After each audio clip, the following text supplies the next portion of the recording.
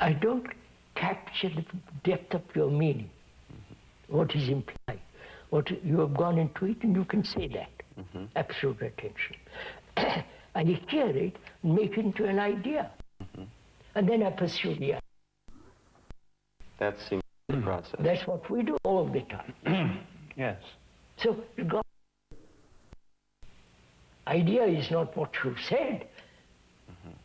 What you said had depth in it. But we don't know that we're pursuing an idea. We think that we don't realize it. This is a series of dialogues between Krishnamurti, David Bohm, Rupert Sheldrake, and John Hidley. The purpose of discussions is to explore essential questions about the mind. What is psychological disorder, and what is required for fundamental psychological change? J. Krishnamurti is a religious philosopher, author, and educator who has given lectures on these subjects for many years. He has founded elementary and secondary schools in the United States, England, and India. David Bohm is professor of physics at Birkbeck College, London University in England. He has written numerous books concerning theoretical physics and the nature of consciousness. Professor Bohm and Mr. Krishnamurti have held dialogues on many subjects. Rupert Sheldrake is a biologist whose recently published book proposes that learning in some members of a species, the species as a whole. Dr. Sheldrake is presently consulting plant physiologist to the International Crops Research Institute in Hyderabad, India. John Hidley is a psychiatrist in private practice who has been associated with the Krishnamurti School in Ojai, California for the past 6 years. The first 3 dialogues have focused on various processes of self-identification and their effects. The need for psychological security has been discussed as growing out of a basic division in which the contents of consciousness appear to be separate from consciousness itself. Today's discussion begins with the importance of attention. Analysis.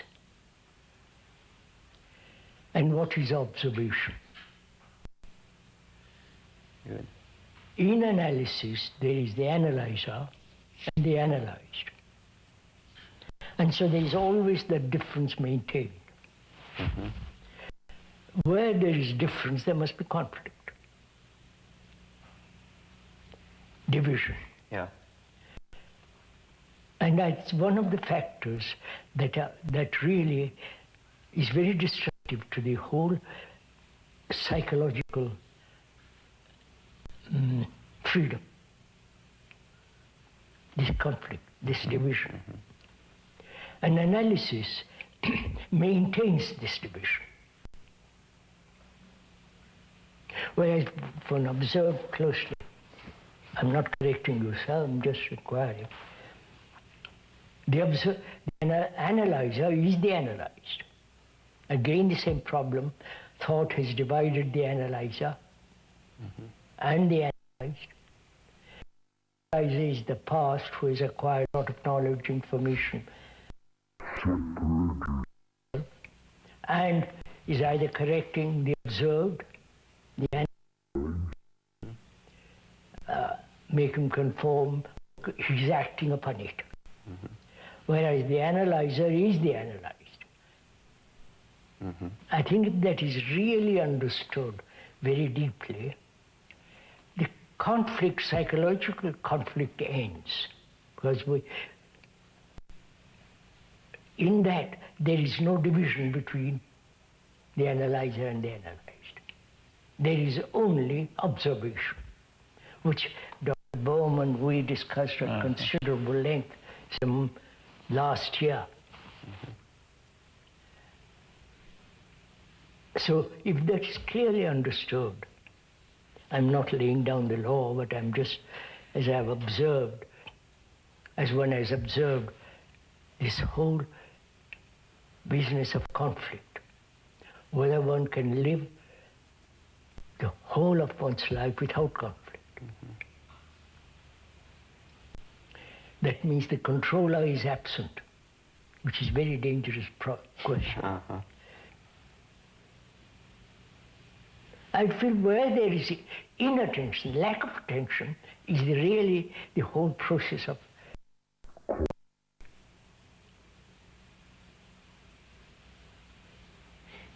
Yes, I can see that if both sides saw this with the utmost clarity. Yeah, that means they are giving intelligence to the whole problem. What happens if only one party in a conflict sees it with the utmost clarity? One gives complete attention in one's relationship between man and woman. Let's begin with that.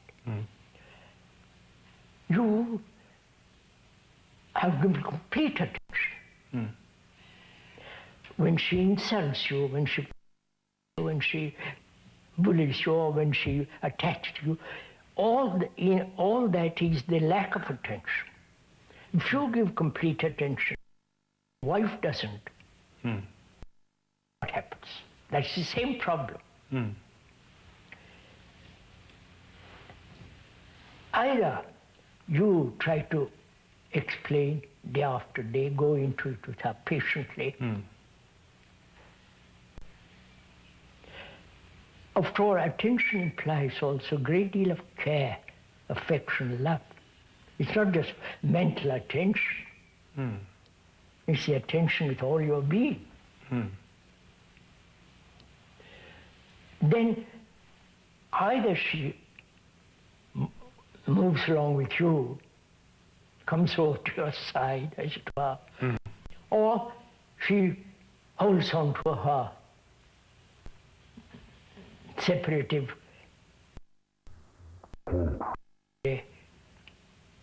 state. Then what happens? One is stupid, the other is intelligent. So there is always the back. Stupid and the ignorant. I mean, between this stupid and the intelligent.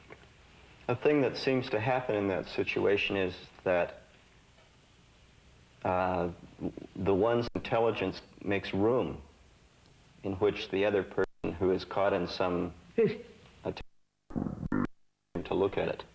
But if the other refuses to look at it, then what's the connection between the two people? There is. That's all. You see, tribalism is destructive. You see, basically, fundamentally, and I don't. You have seen it probably immediately. And I'll take many years, a long time to come to that. Will you have the, I won't use the word patience, will you have the care, affection, love, so that you are stupidity. I may against you. I may divorce you. I may run away from you, but you have sown this somewhere in me.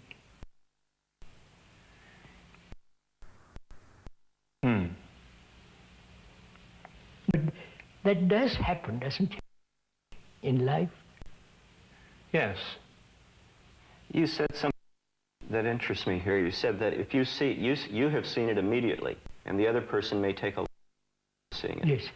And it seems like in this attention that you're talking about, perception is immediate.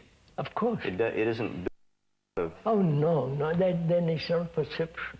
Well, that may be part of the reason the other person has difficulty seeing it, is that they want it to be proved to them. You see, conditioning is destructive.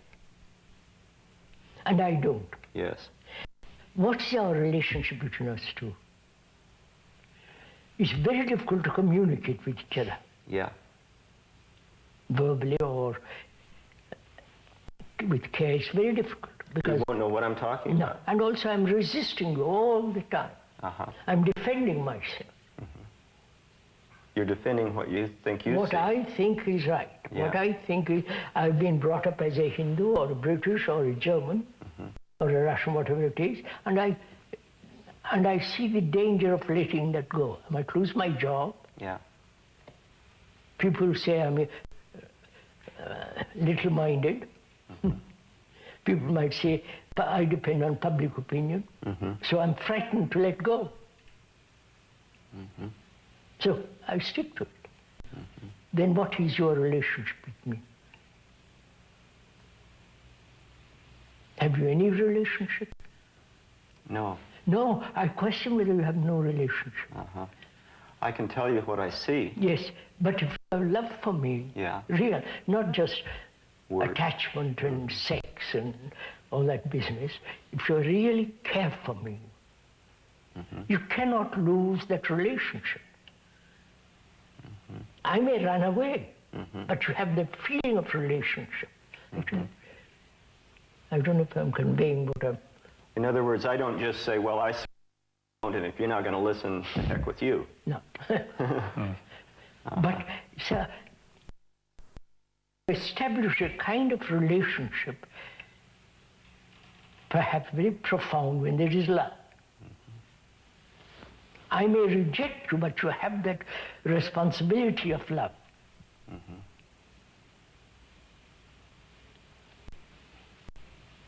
And not only to the particular person, but to the whole of humanity. What do you say? Well, I can't say a great deal more. I think that this care and attention are the essential points. And for example, in the question of the observer and the observed, or the analyzer and the analyzed, the reason why that separation occurs is because there has not been enough attention. Attention, that's what I'm saying. So that one has to have that same attitude even in looking at one's own psychological problems. An attitude of care. Care and attention to what's going on. You see, one analyze by habit, right? And one might condemn that, for example. That would not be the right attitude. But one has to give care and attention to exactly what is happening. In that, just as in relationship with people, right? And it's because that there was no attention, or and not the right kind of attention, that division arose in the first place. Sustained, right? But it's possible this kind of attention towards people that we know, wives, children, friends, etc. But what about people we don't know? I mean, most of us have never met any Russians, for example, and we feel, many of us, there's this terrible fear of Russia and Russian nuclear weapons and the Russian threat and all the rest of it. And so it's very easy to think, well, we've got to have all these bombs and so on because the Russians are so terrible. And we can think all these things about the Russians, we've never met them. So how do we have attention to enemies or imagined enemies that we don't know? What is an enemy? Well, is there such thing as an enemy? Well, there are enemies in the sense that there are people who disagree with you, who have definite ideological differences. Well, they're usually people who are afraid of us. I mean, the Russians are afraid of us, and we're afraid of them. And because they're afraid of us, they're in the position of being our enemies. Because we are still thinking in terms of tribalism. Yes, certainly. Suppose you and I move out of that. I'm Russian. You're English or British or German or French. This sense of tribalism. What's my relationship then with you? Well, we can I'm not Russian then. No. I'm a human being with all my psychological problems. And you are another human being with all your psychological problems. We are human beings, not labels. Of course, the Russians may reject this, you see. That is, suppose we're in this situation. We are in it. And the Russians will reject us, right? Then we have to, then what's the next step? Right? So what shall we do? You see,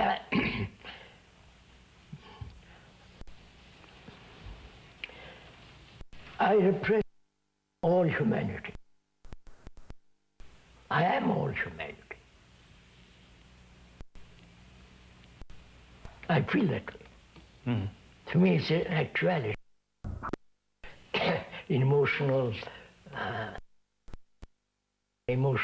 romantic. I feel I am the rest of mankind. I am mankind. Because I suffer, or I enjoy, I go through all the tortures, and so do you, so do you. Mm. So, you are the rest of mankind. Mm. And if you have terrible responsibility for that, in that. Mm. So when you meet a Russian, or a German, or a British, or Argentine, you treat them as human beings, not labels. Then, does this simply mean that in this largely tribal society with governments and bombs and weapons of war, individuals scattered here and there who've dissolved tribalism within themselves? If 100 of us, all over the world, really non-tribalistic attitude towards life, we would be like acting like a, I don't know, like a light in the midst of darkness. But we don't. This just becomes an idealistic, romantic idea, and you drop it, because each pursues his own way. Yes. So I think we ought to differentiate between attention and concentration.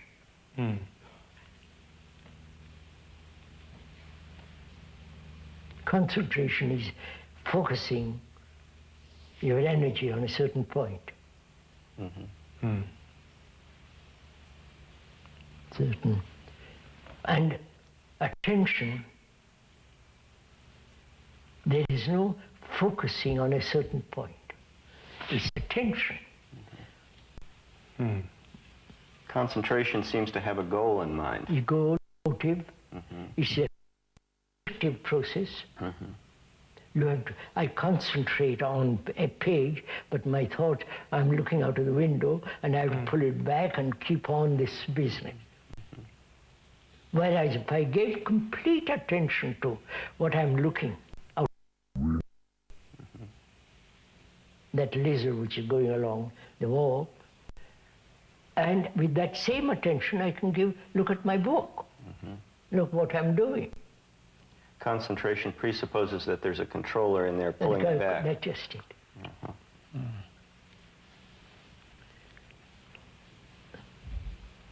But then, if there's no controller of the attention is simply a response to whatever the present circumstances are. You insult me. I'm attentive. There's no recording that insult. Huh? Yes, that's it. You flatter me. A marvelous talk you gave the other day. I've had this so often repeated. And I'm bored with it. So I'm not only bored, I see, what? So you follow, is it possible, really, that's a wonderful question, is it possible not to record, except where it is necessary? It's necessary to record when you're driving, to learn how to drive. Record, do your business and all the rest of it. But psychologically, what's the need to record?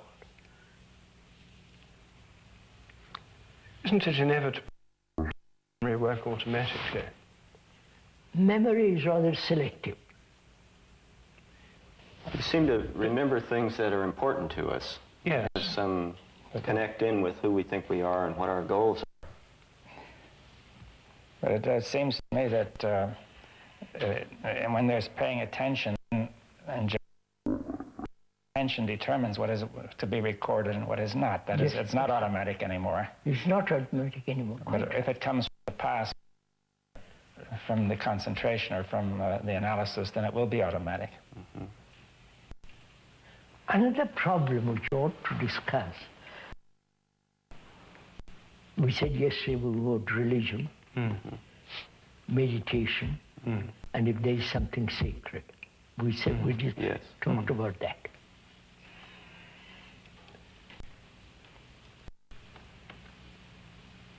Is there anything sacred in life?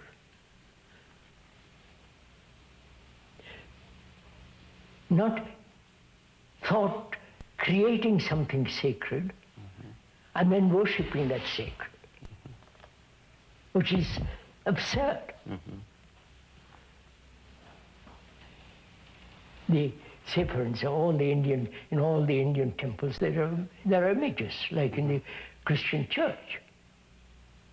Or the Muslim, in the mosques, there's this marvelous writing. It's the same. And we worship that. That's idolatry. No, thought has created this. Yeah. The thought has created the image. Yeah. And then it worships. I don't know if you see the absurdity of that. Well, that's manifestly absurd, but the more sophisticated members of different religions would say that it's not the thought, the image that created by thought that's being worshipped, but the image points to something beyond thought, which is being worshipped. Let's look at it. That is the symbol. We know symbol is not the real, but why do we create the symbol? Please answer. If there is something beyond, why do we create the intermediary? Well, I think that this is a question which in certain religions has been central to them, the Jews, who were against all idolatry, for exactly this reason, and the Muslims, who don't have... No, but they have this... They have writing. Of course. Well, they think writing is what tells them about what lies beyond all symbols, you see. Yes. Now, you can say the writing simply becomes a symbol, but, I mean, these are words, and words can help us. We're having a discussion, and these words that we're having, your words may help me, for example. Yes. Then they're written words like Muslim words. Why do I have to have at home?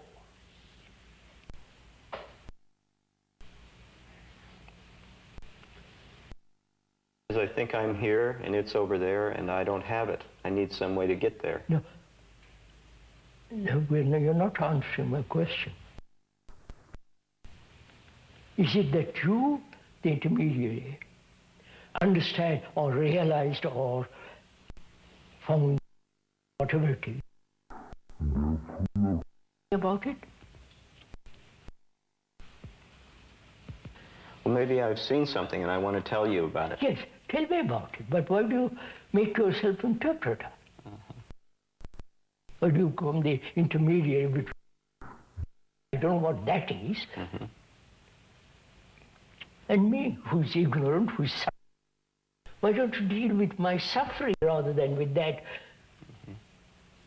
I think that will deal with your suffering. If I can get you to... That has been, sir, that has been the old trick of all the priests in the world.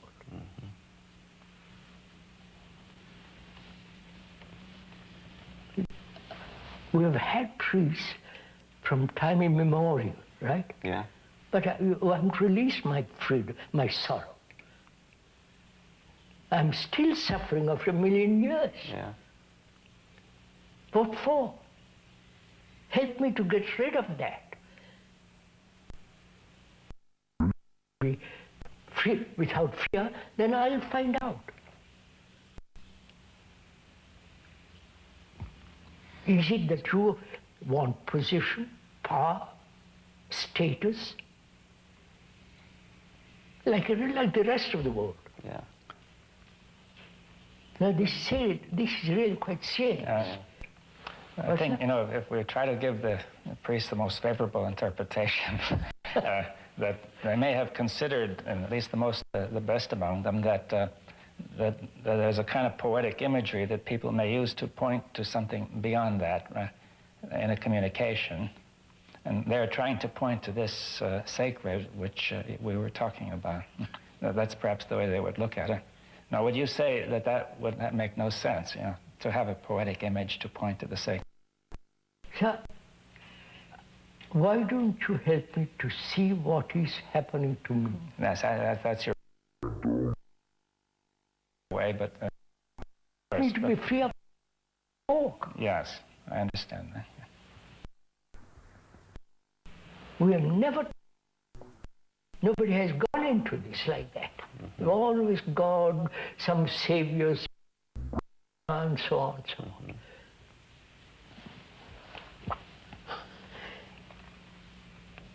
And this is what we call religion. All the rituals are invented by thought.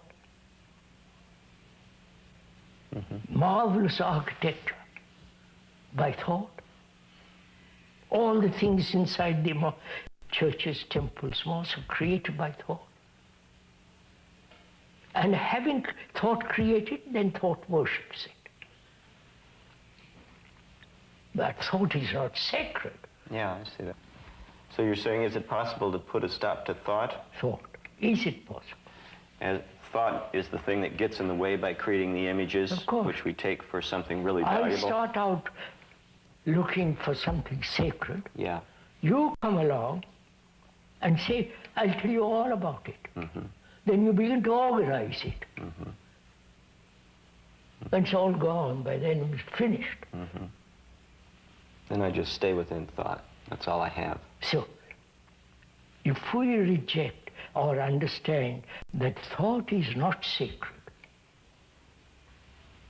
there's nothing thought.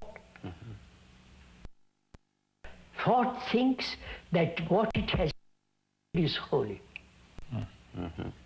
Right, sir? Right. Would you also add that, just for the sake, that time is not sacred? I mean, nothing in time Of course that people not. would Tomorrow say is that. not Right? sacred. But they always say only the eternal is sacred, right? But to find out what is eternity, that's what time must stop. But we get into a real subtle place here because you have said things like absolute attention. Yes. So then absolute attention can become a thought. Idea of it, yes. Yeah, the idea of it. So we may go the route of creating the idea. That seems to always be the danger. You make a statement, Yeah. absolute attention. I don't capture the depth of your meaning. What is implied? You've gone into it and you can say that. Absolute attention. I hear it and make it into an idea. And then I pursue the idea. Process. That's what we do all the time. So, go on. Idea is not what you say. What But you we say don't- to have depth it. But we don't know that we're pursuing an idea. We What? think that we don't realize at the time that we're pursuing an idea. Of course not. Because I'm used to this reducing everything into abstract ideas.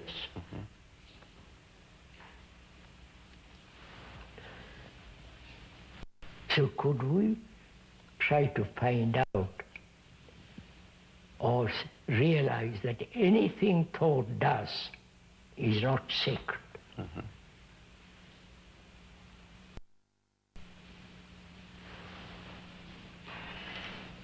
That seems self-evident to me. All right, that's self. All the religions as they are now, there is nothing sacred. Right? No, there's nothing sacred in itself in the words or the buildings or the so on. But in a sense, all these religions are supposed to point beyond themselves. Yes. Why? And to help me to go beyond all this, I must start with my being free from my agony. understand my relationship with people. If there is confusion here, in my heart, in my mind, what's the good of the other? I'm not materialistic. I'm not anti the other, but I must start where I am. To go very far, I must start very near. I am very near. So I must understand myself and the rest of humanity. I am not an individual.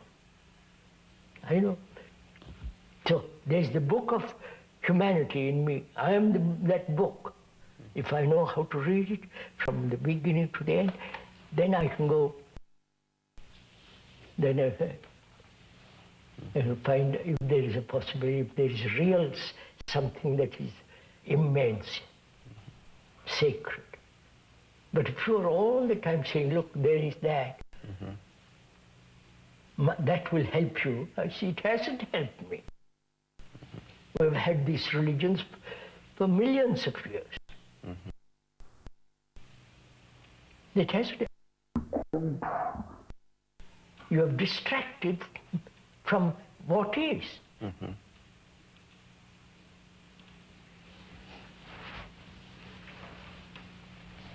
So, if I want to find out if there is anything sacred, I must start very near. The very near is me. And can I free myself from fear, agony, sorrow, despair, all that? When there is freedom, I can move. I can climb mountains. So are you saying that the sacred would become apparent if we dissolve fear and all these other things? Obviously, sir. That's real meditation, you see.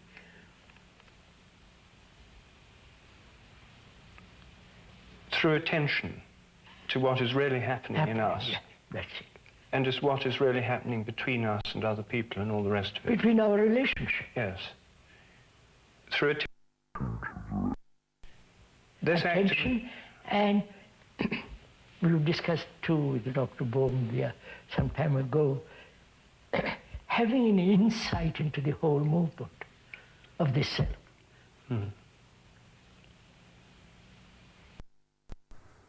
Which is not a remembrance. Insight is total perception of what you are. Without analysis, without investigation, all that, total immediate perception of the whole content of your consciousness. Not take bit by bit by bit, that's endless. Oh, we're broken up, so we look at each little piece. Yeah. And because we are broken up, we can never see the whole. Obviously, it seems so logical. Okay.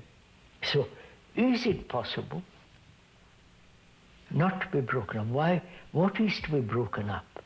This confusion, this mess in consciousness, which we talked about yesterday.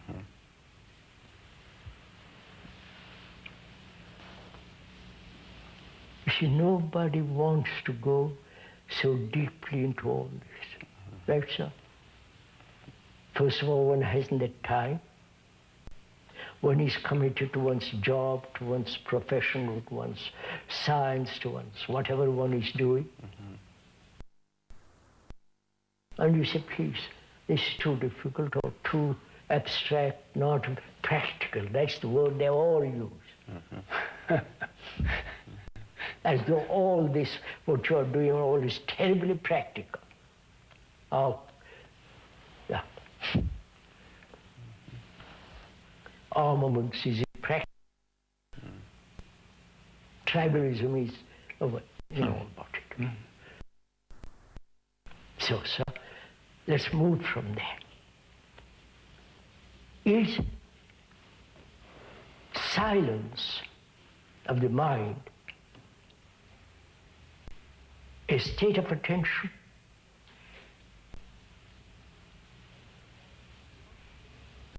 Or is beyond attention? I don't know if I'm... Well, what would you mean by beyond attention? Let's try to get into that.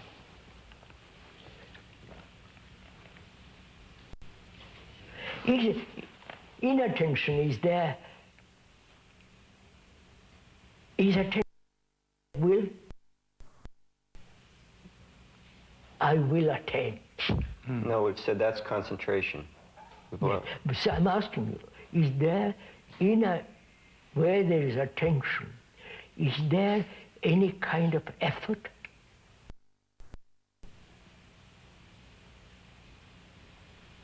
Struggle?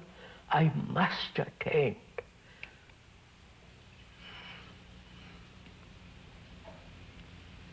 No. What is attention? Let's go into a little bit. What is attention? In which is the word diligent is implied in attention, to be diligent, not negligent. What does diligent mean? Careful. You mean careful? Care, to be very precise. Diligent. The literal meaning is taking pains. Pain, that's right. Taking pain, which is to care, to have affection, to do everything correctly, orderly, not repetitive.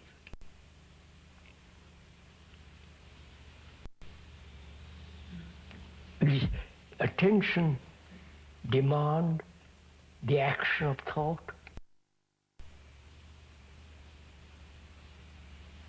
Well, it doesn't demand the action of analysis in the way of... And insofar as thought is analytical, it doesn't demand that.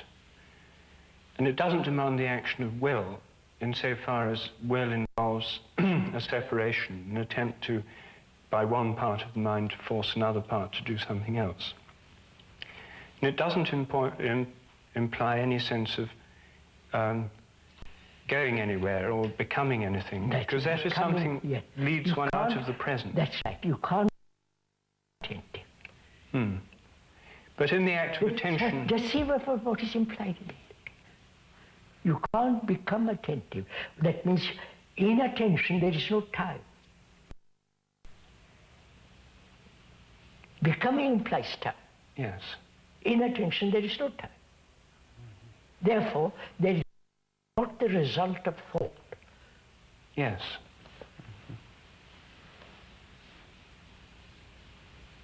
Now, is that attention silence of the mind? Is a healthy, sane mind, uncluttered, unattached, unanchored, free mind, which is the healthiest mind.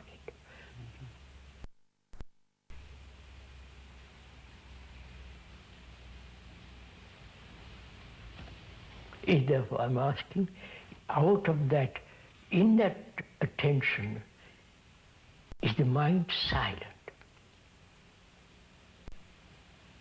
There is no movement of thought.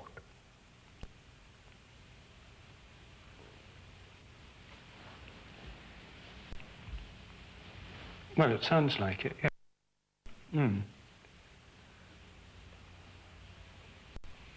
It sounds like a state of being rather than a state of becoming, because it's not going anywhere or coming from anywhere. When you say being, what does that mean? Being what? Well, being what it is. It's not being something else. No, what does that mean, being? Are you putting being as an opposite to becoming? Yes. And then, the opposite has its own opposite. Well, by being, I simply mean a state which is not in a process of going somewhere else in time. Which means non-movement. I suppose so. Well, you could say that, yeah. Huh? Non-movement. If you say what you mean by movement, that it doesn't mean it's static to say it's No, not no, movement. it's dynamic. Dynamic, but you say it's a little difficult. There is no moving from here to there. But there is another kind of movement. I won't go into. If you look without movement, it is without thought, without time, which is the movement which we know, but the other has its own dynamism, its own movement, but not this movement. The time movement. Is that what you call being?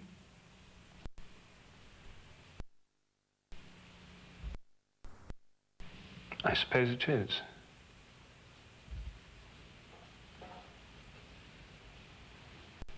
Is that being silent? For us, we have various forms of silence. Right? Yes. I mean, it may not be silent in the sense of soundless. I'm using the word silence in the sense without a single movement of thought.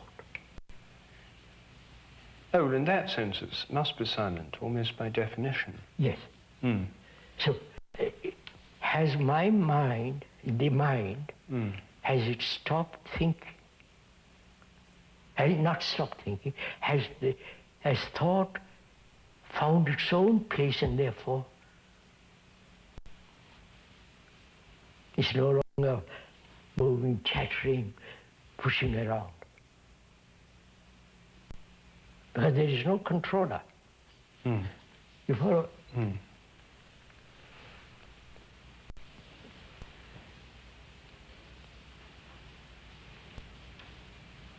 Because when there's that great silence, then that which is eternal is. I don't have to inquire about it. It's not a process. It isn't something you achieve, my God. By fasting, by rituals, by all the absurdities.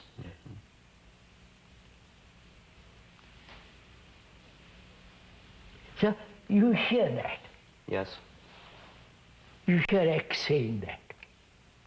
What value has it? Value in the sense, what do you do with it?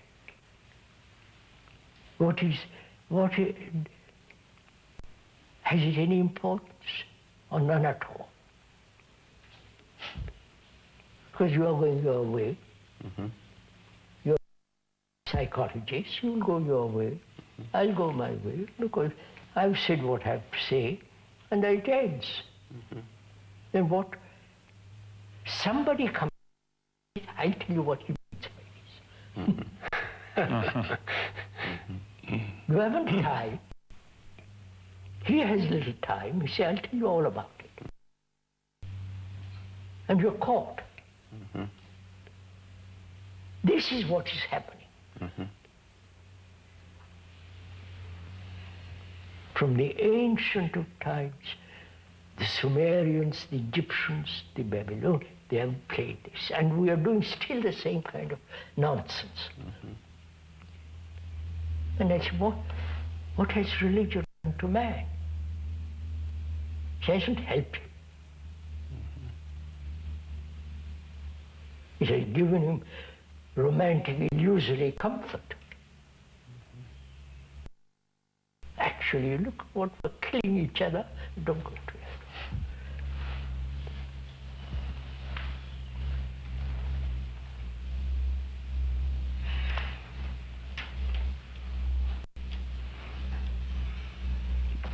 So, sir, let's begin. What is a healthy mind?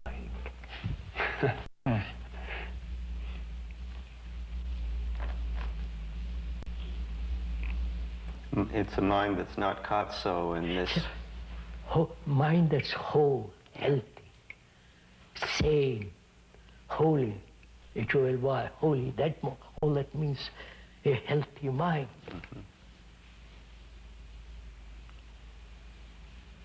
That's what we started discussing. Yeah. What is a healthy mind? Neurotic. How are you going to tell, you as an analyst, as a psychologist, how are you going to tell people what's a healthy mind? Nobody's going to.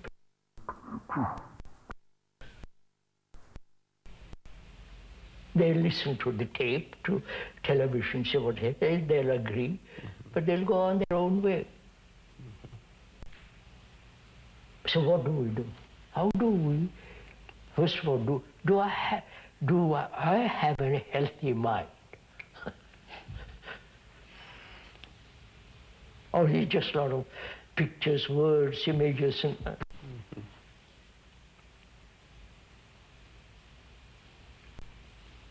a mind totally unattached to my country, my ideas, all totally, dispassionately unattached.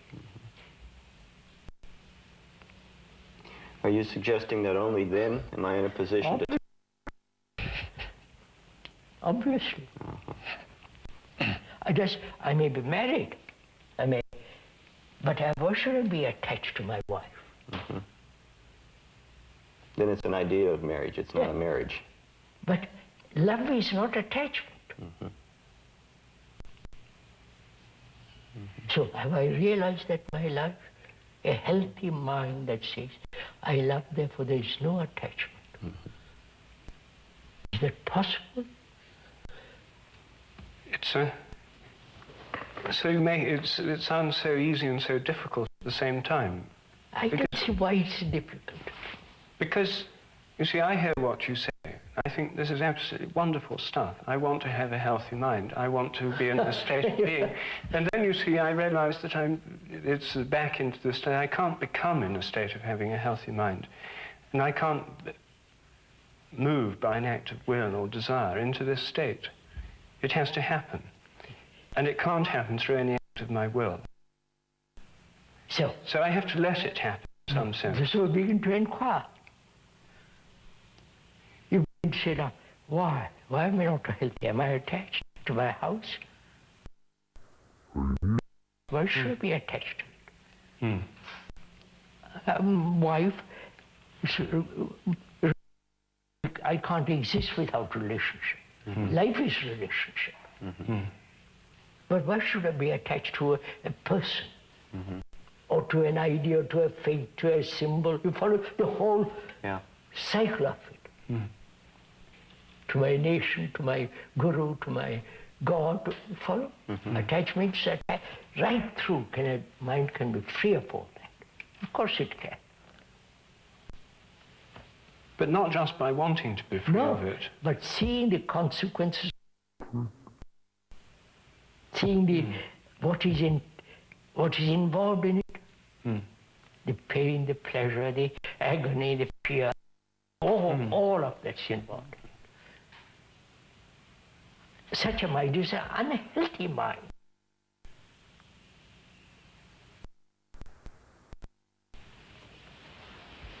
Yes, but one can even agree with that. One can even see it. One can even see the movements of one's attachments. One can even see the destructive consequences of all this. But that doesn't in itself seem automatically to dissolve. No, of course not. So it brings into quite a different question, which is, so do you hear it or merely with your sensory ears, or do you really hear it? You understand my question? Yes. Is just casual, verbal, sensory hearing, or hearing at depth?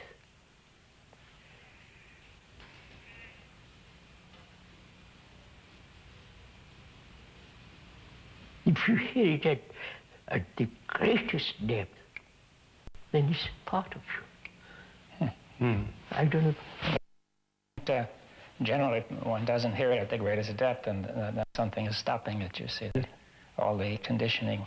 And also probably we don't want to hear it. Well, but the conditioning makes us not want to hear it. That we're unwilling to do so. How can I say to my wife, I love you, but I'm not attached? She'll say, what the hell are you talking about?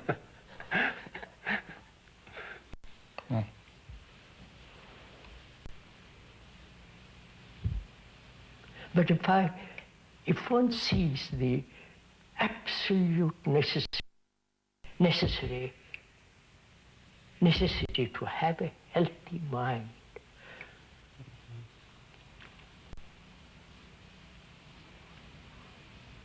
and not only in myself, but in my children, my society. But you don't mean by that going around demanding of myself and other people that they be I healthy. demand in myself. I ask, why is my mind healthy? Why is it neurotic?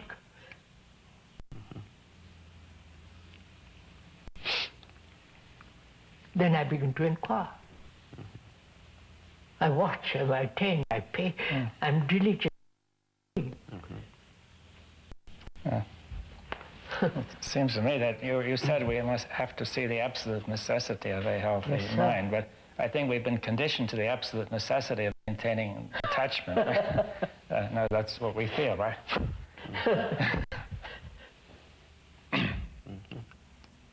Well, we haven't necessarily. You see, there are many people who've seen that there's all these problems, there's something wrong with the mind. They feel that something to be done about it and all that. And then take up some kind of spiritual practice, meditation and whatnot. Now, you're saying that all these kinds of meditation, concentrating on chakras and whatnot, are all just the same kind of thing.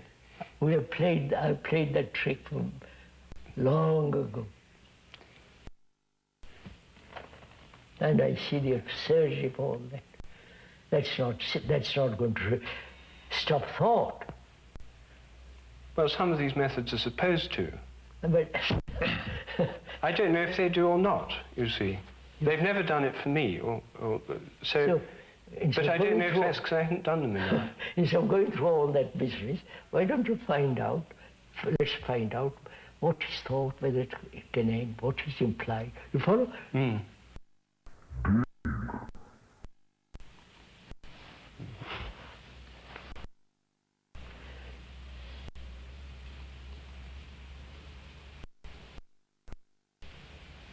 So at the end of these 4 discussions, we've got healthy minds.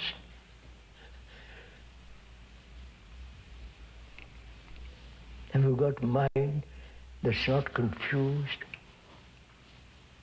groping, floundering, demanding, asking, oh, you follow, sir? God, what a business.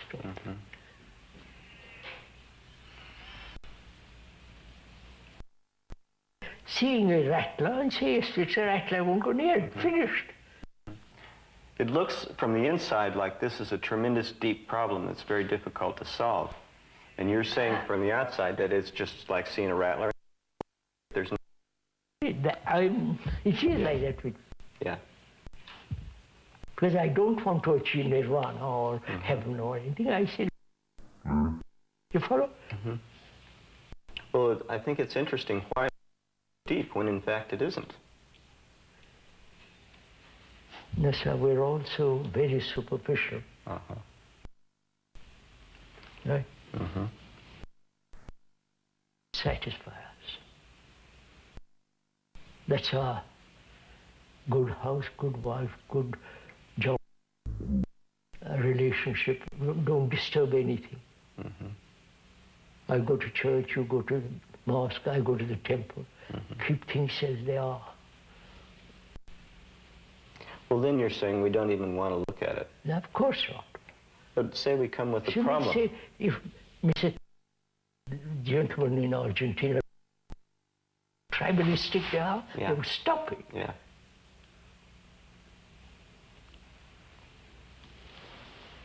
But they don't, because public doesn't want it. You follow? Yeah. We are educated to be cruel to each other. We don't go to.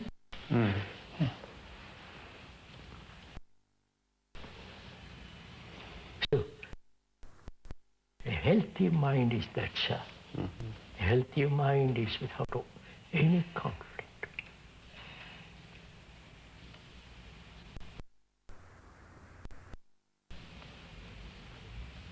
And that's why then it is a holistic mind. And then there's a possibility of that which is sacred to be. Otherwise, all this is so childish.